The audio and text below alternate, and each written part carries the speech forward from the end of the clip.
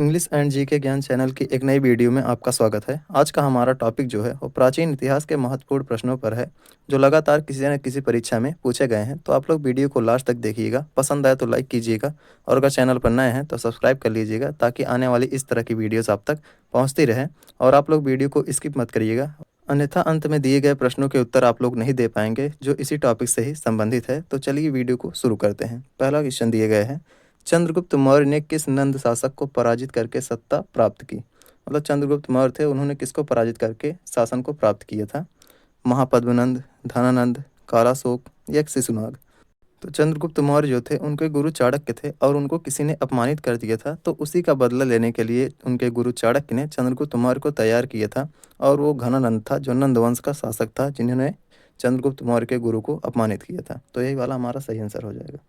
दूसरा प्रश्न देखते हैं, किस यूनानी शासक को चंद्रगुप्त मौर्य ने पराजित किया था। सिकंदर, एंटीगोनस, सेलुकस निकेटर या टॉलमी ने। चंद्रगुप्त मौर्य ने सेलुकस निकेटर को पराजित किया था, जो सिकंदर का सेनापति था, और पराजित होने के बाद इसने एक राजदूत चंद्रगुप्त मौर्य के दरबार में भेजा था।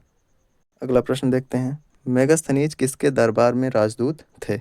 अशोक के, चंद्रगुप्त मौर्य के, बिंदुसार के या कनिष्क के।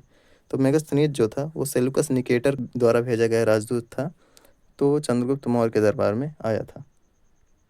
अगला प्रश्न देखते हैं, अशोक के पिता का नाम क्या था। चंद्रगुप्त मौर्य, बिंदुसार, दशरथ मौर्य या कुणाल।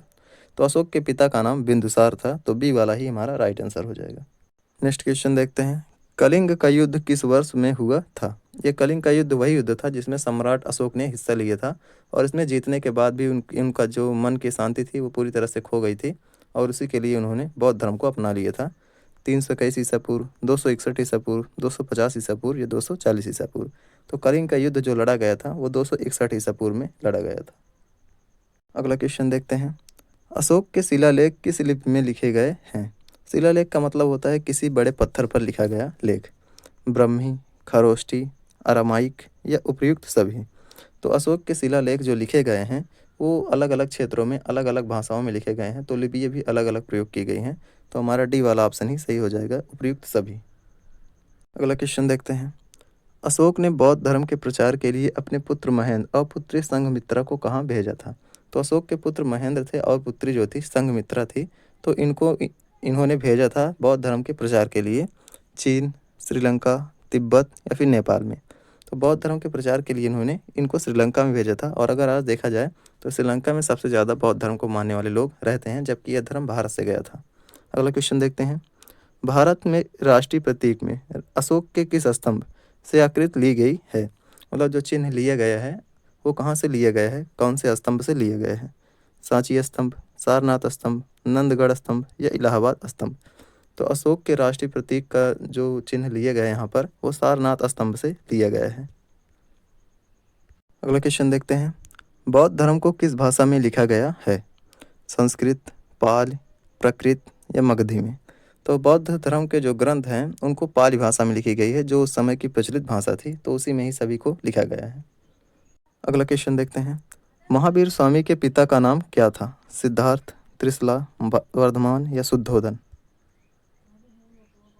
तो महावीर स्वामी के पिता का नाम जो था वो सिद्धार्थ था, और यही नाम गौतम बुद्ध के बचपन का नाम भी था।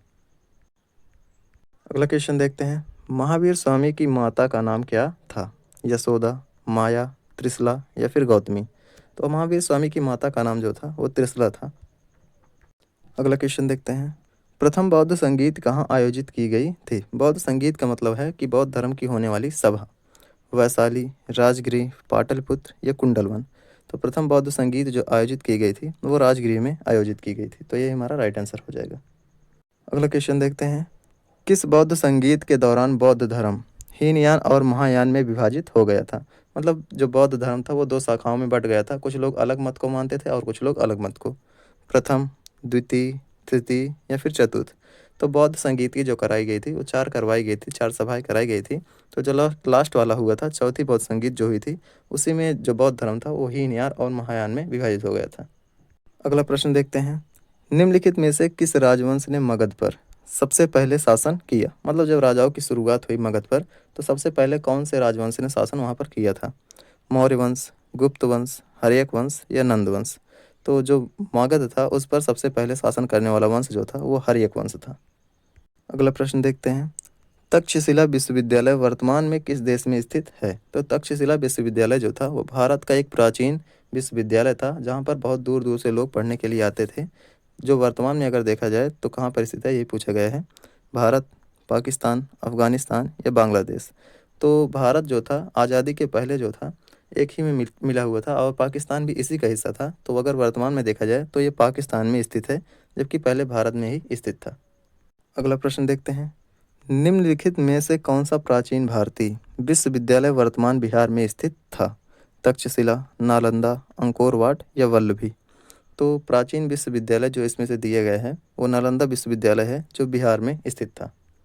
अगला प्रश्न देखते हैं, नालंदा विश्वविद्यालय की स्थापना किस राजवंश के शासनकाल में हुई थी?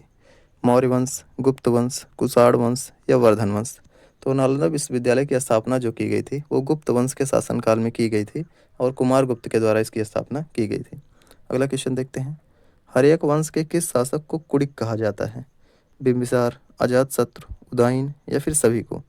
तो अजातशत्रु को ही कुड़िक नाम से जाना जाता है क्योंकि बचपन में इनकी उंगली जो थी छोटी वाली कट गई थी और इसी कारण से ही इनको छोटी उंगली वाला या कानी उंगली वाला कहा जाता है और कुड़िक के नाम से जाना जाता है।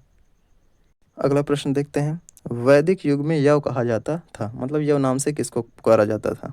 गेहूँ, चावल, जव या इनमें से नहीं।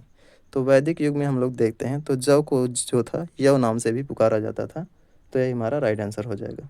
आज का हमारा आखिरी क्वेश्चन देखते हैं, इसके बाद आप लोगों से कुछ प्रश्न पूछे जाएंगे जिसका जवाब आप लोगों को कमेंट में देना है जो इसी टॉपिक से ही संबंधित है। तो चलिए प्रश्न को देखते हैं।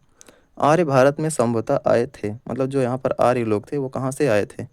यूरोप से, ऑस्ट्रेलिया से, मध्य एशिया से या अन्य क्षेत्र थे? तो आर्य जो थे वो मध्य एशिया से आए थे, मतलब ईरान से ही इनका निवास स्थान माना जाता है और भारत में ये यहाँ पर आए थे। आज के हमारे प्रश्नों को देखते हैं जिनका जवाब हम आप लोगों को ऊपर के टॉपिक में दे चुके हैं, तो आप लोग इसका जवाब कमेंट में दीजिएगा। तो पहला प्रश्न देखते हैं, सम्राट अशोक के पुत्र का नाम क्या था? उनके पुत्र का नाम क्या था उसी का जवाब आप लोगों को कमेंट में देना है। दूसरा क्वेश्चन दिए गए है, किसको कुड़िक के नाम से जाना जाता है? मतलब कुड़िक किसका उपनाम था उसी का जवाब आप लोगों को कमेंट में देना है। उम्मीद है कि आप लोगों को वीडियो समझ में आ गई होगी और अगर समझ में आ गई है तो लाइक कीजिएगा, चैनल पर नए हैं तो सब्सक्राइब कर लीजिएगा ताकि आने वाले ऐसे नई वीडियो की नोटिफिकेशन आप तक पहुंचती रहे। फिर से मिलेंगे एक नई वीडियो के साथ, तब तक के लिए धन्यवाद।